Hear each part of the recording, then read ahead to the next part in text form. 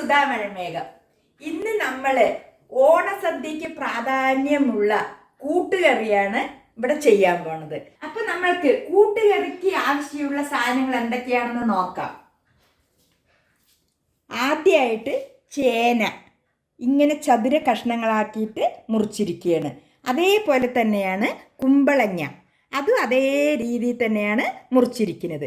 പിന്നെ കടലപ്പരിപ്പ് കുതിർത്ത് വെച്ചിരിക്കുകയാണ്, ഇത് വൃത്തിയായി കഴുകി കുതിർത്ത് വെച്ചിരിക്കുകയാണ്. പിന്നെ അടുത്തതായിട്ട് മുളക് പൊടി, പിന്നെ മഞ്ഞൾപ്പൊടി, പിന്നെ നാളികേരവും ജീരകവും കുറച്ച് കുരുമുളകും. ഇതൊന്ന് ഒതുക്കിയെടുക്കേണ്ട ആവശ്യത്തിനായിട്ടാണ് ഈ നാളികേരം. പിന്നെ ആവശ്യത്തിന് ഉപ്പ് ഇടണം.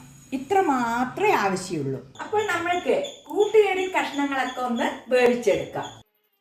ചേന ഇട്ട് കൊടുക്കുക, അതിനുശേഷം കുമ്പളങ്ങ, പിന്നെ കടലപ്പരിപ്പ്.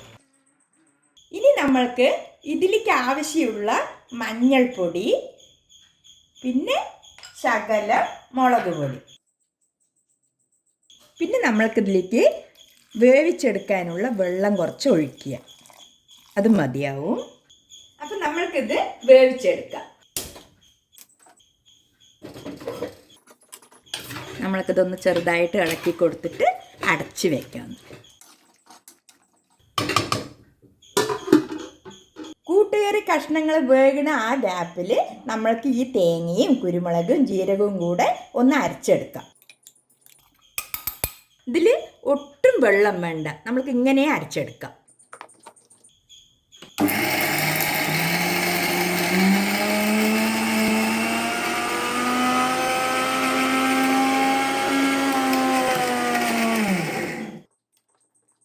ഇത്രയും മതി, ഇത്രയും അരിഞ്ഞാൽ മതി.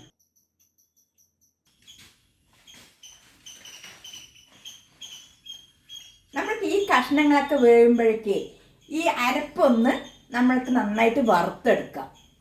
അപ്പോൾ ചീനച്ചട്ടി നന്നായി കാഞ്ഞിട്ടുണ്ട്. അതിലേക്ക് നമ്മൾക്ക് കുറച്ച് നല്ല വെളിച്ചെണ്ണ ഒഴിച്ചു കൊടുക്കാം. എണ്ണ നന്നായി ചൂടായിട്ടുണ്ട്. നമുക്ക് കടുക് പൊട്ടിച്ചെടുക്കാം.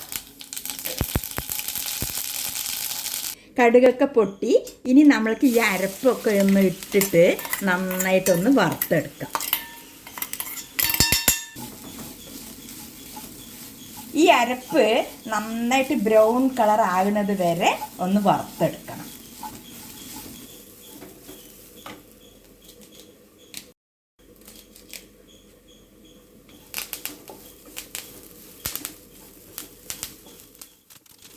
ആ ജീരകത്തിൻ്റെയും കുരുമുളകിൻ്റെയും എല്ലാം നല്ലൊരു മണം ഇപ്പോഴേ വരുന്നുണ്ട്.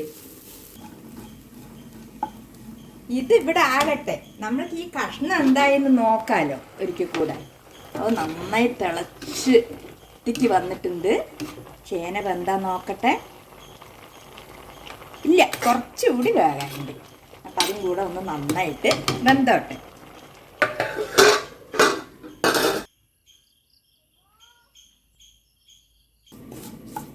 നമ്മുടെ തേങ്ങക്കൂട്ടൊക്കെ നന്നായിട്ട് മൊരിഞ്ഞ് വന്നിട്ടുണ്ട്.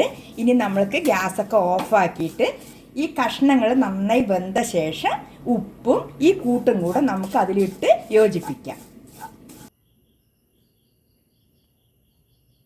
അപ്പം നമ്മൾക്ക് ഈ കഷ്ണം വെന്തോന്നൊന്ന് നോക്കുക. നന്നായി വെന്തിട്ടുണ്ട്. അപ്പം നമ്മൾക്ക് ഇനിയും മറ്റുള്ള സാധനങ്ങളൊക്കെ ഇതിലേക്ക് ഇട്ട് കൊടുക്കാം.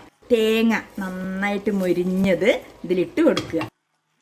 അതിനുശേഷം നമ്മൾക്ക് ആവശ്യത്തിന് ഉപ്പിടുക.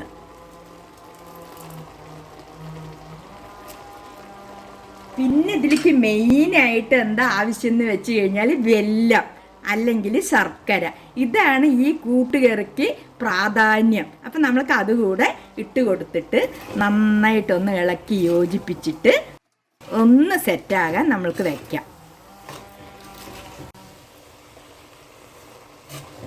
അപ്പം ഈ നാളികേരം മൊരിഞ്ഞതും വെല്ലും ഉപ്പും ഈ എല്ലാ കഷ്ണങ്ങളും കൂടെ ചേരുമ്പോഴുണ്ടല്ലോ, സദ്യക്ക് ഇത് തന്നെയാണ് നമ്മൾ കൂടുതൽ കഴിക്കുക. ഓരോരുത്തർക്കും ഈ കൂട്ടുകറിയായിരിക്കും കൂടുതൽ ഇഷ്ടം. മറ്റുള്ളവർക്കാണെങ്കിലോ അവിയലായിരിക്കും ഇഷ്ടം. പിന്നെ നമ്മൾ ഈ ഓണസദ്യ അല്ലെങ്കിൽ കല്യാണത്തിനുള്ള സദ്യ അതൊക്കെ വിളമ്പുമ്പോൾ ഏറ്റവും വലത് വശത്തായിരിക്കും ഈ കൂട്ടുകറി വിളമ്പുക. ഏറ്റവും ഇടതുവശത്തായിരിക്കും ഇഞ്ചി, നാരങ്ങ അങ്ങനെയുള്ള കറികളൊക്കെ വിളമ്പുക.